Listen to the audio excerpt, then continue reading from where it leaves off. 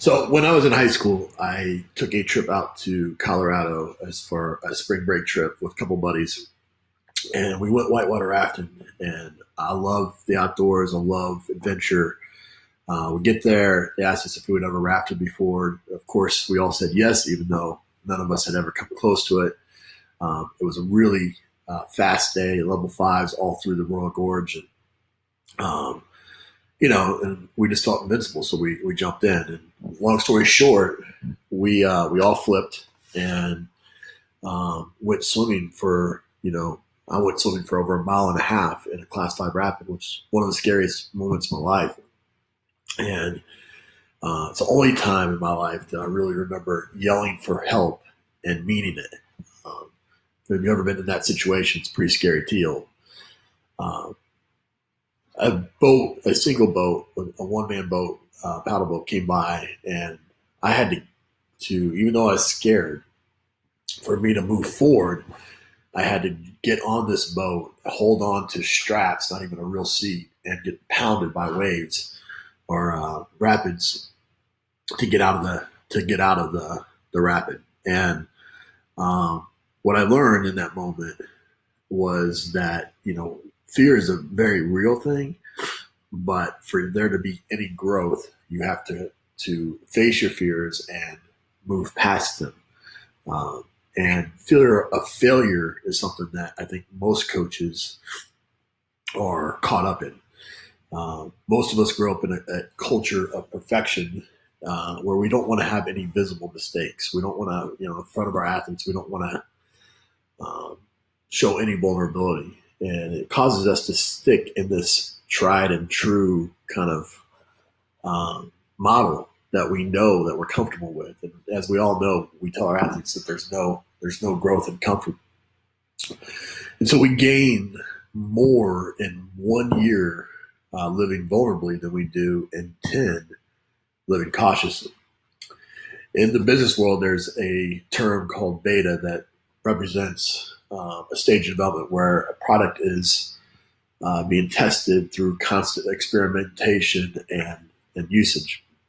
And there's feedback, and there's so you can make some immediate kind of um, updates and things along those lines. And it's what you learn in that is um, bugs are fixed, and people are imperfect and products are imperfect, but you have to get it out there for you to really get any kind of feedback to get better. Google didn't release Gmail as a beta form in 2004, and it wasn't until millions and millions of users in 2009 that they remove the beta tag. And so what we need to learn as coaches is that failure is part of the process, and it's not an indictment.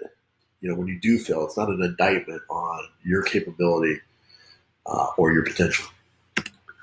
And so Reid Hoffman is the owner of LinkedIn, the CEO of LinkedIn, and they wrote a book where this concept of permanent beta came in, and they kind of related your career to an escalator. Back in early 20th century, you got your degree, you put in your time, you got maybe your MBA, you put in your time, you rode the elevator to the top of the corporation.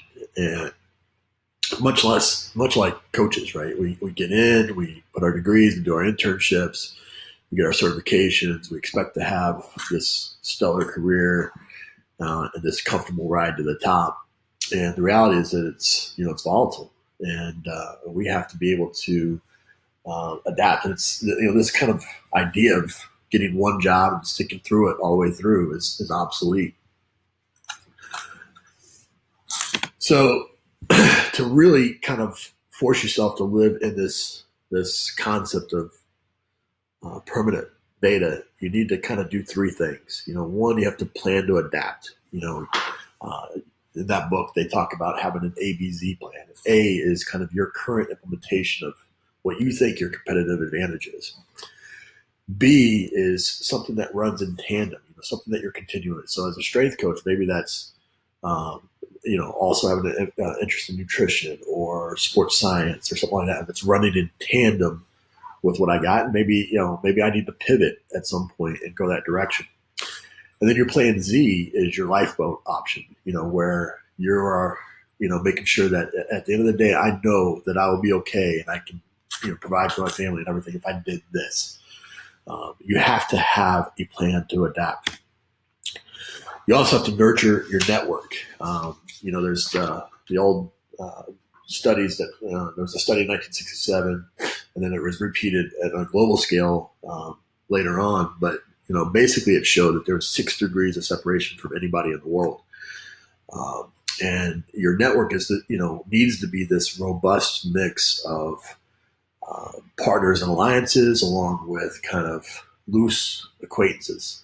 And so there's these 2 concepts of strong ties and weak ties. And so many times we kind of stick to just our strong ties, the people that think like us, talk like us, know the same people, and that's safe and there's trust there and you value their feedback. But no real fresh or new ideas are introduced. And so you need to make sure that you're constantly reaching out and creating some of these weak ties to add a fresh element and expose you to content otherwise you'd never see. And so you need to be intentional about this. You need to be constantly focusing on kind of that 2nd degree or 3rd degree connection. Lastly, here, you got to take intelligent risk. I mean, my whole career has been one risk after another. Creating a podcast with not very big people did podcasts, writing a book with not very strength coaches or coaches were writing books. In the different jobs that I took, sometimes they didn't make sense on paper.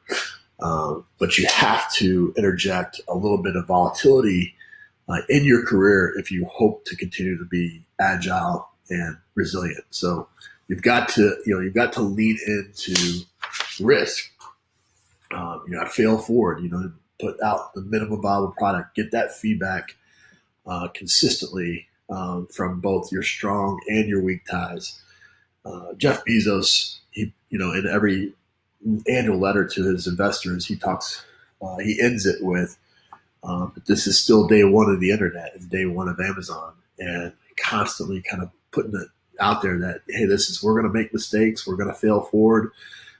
We don't know what horizon is out there for us, but ultimately we're going to go after it and adapt and create networks and take risk. So in our lives, we need to live in a permanent beta. We need to acknowledge that we have bugs, that there's always something to learn, to adapt and evolve, and have a lifelong commitment to a continuous personal and professional growth. And finished should be an F word. It should be a curse word in our vocabulary. So go out today, live in permanent beta, and recognize that you're an unfinished product. Thanks, guys.